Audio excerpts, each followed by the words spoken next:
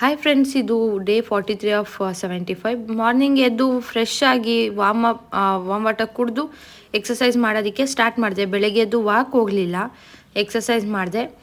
Next ಮನೆ ಕೆಲಸ ಎಲ್ಲ ಮುಗಿಸಿ ತಿಂಡಿ ಸ್ನಾನ ಪೂಜೆ ಎಲ್ಲ ಮಾಡಿ ನೆಕ್ಸ್ಟು ಬ್ರೇಕ್ಫಾಸ್ಟ್ಗೆ ಕಾರ್ನ್ಫ್ಲೇಕ್ಸು, ಅದಕ್ಕೆ ಸ್ವಲ್ಪ ಪುರಿ ಕೂಡ ಹಾಕ್ಕೊಂಡಿದ್ದೆ. ಟೇಸ್ಟ್ ತುಂಬ ಚೆನ್ನಾಗಿತ್ತು. ಲಾಸ್ಟ್ ಟೈಮ್ ಒಂದು ಸರಿ ಮಾಡಿದ್ದೆ, ಚೆನ್ನಾಗಿತ್ತು ಅಂದ್ಬಿಟ್ಟು ಈ ಸರಿನೂ ಮಾಡಿದೆ. ನೆಕ್ಸ್ಟು ಸ್ವಲ್ಪ ಡ್ರೈ ಫ್ರೂಟ್ಸ್ ಕೂಡ ತಿಂದೆ. ಮಧ್ಯಾಹ್ನ ಊಟಕ್ಕೆ ಚಪಾತಿ, ಬೀಟ್ರೋಟ್ ಪಲ್ಯ, ಟೊಮೆಟೊ ಗೊಜ್ಜು, ಸ್ವಲ್ಪ ಸೌತೆಕಾಯಿ, ಈರುಳ್ಳಿ, ಇದಿಷ್ಟು ಮಧ್ಯಾಹ್ನ ಊಟ ಮಾಡಿದೆ ನಾನು. ನೆಕ್ಸ್ಟು ನೈಟ್ ಕೂಡ ಚಪಾತಿ, ಟೊಮೆಟೊ ಗೊಜ್ಜು ಮತ್ತು ಸ್ವಲ್ಪ ಜಾಸ್ತಿ ಸಲಾಡ್, ಅಂದರೆ ನವಿಲುಕೋಸು, ಮೂಲಂಗಿ, ಕ್ಯಾರೆಟು, ಈರುಳ್ಳಿ, ಸೌತೆಕಾಯಿ, ಇದಿಷ್ಟು.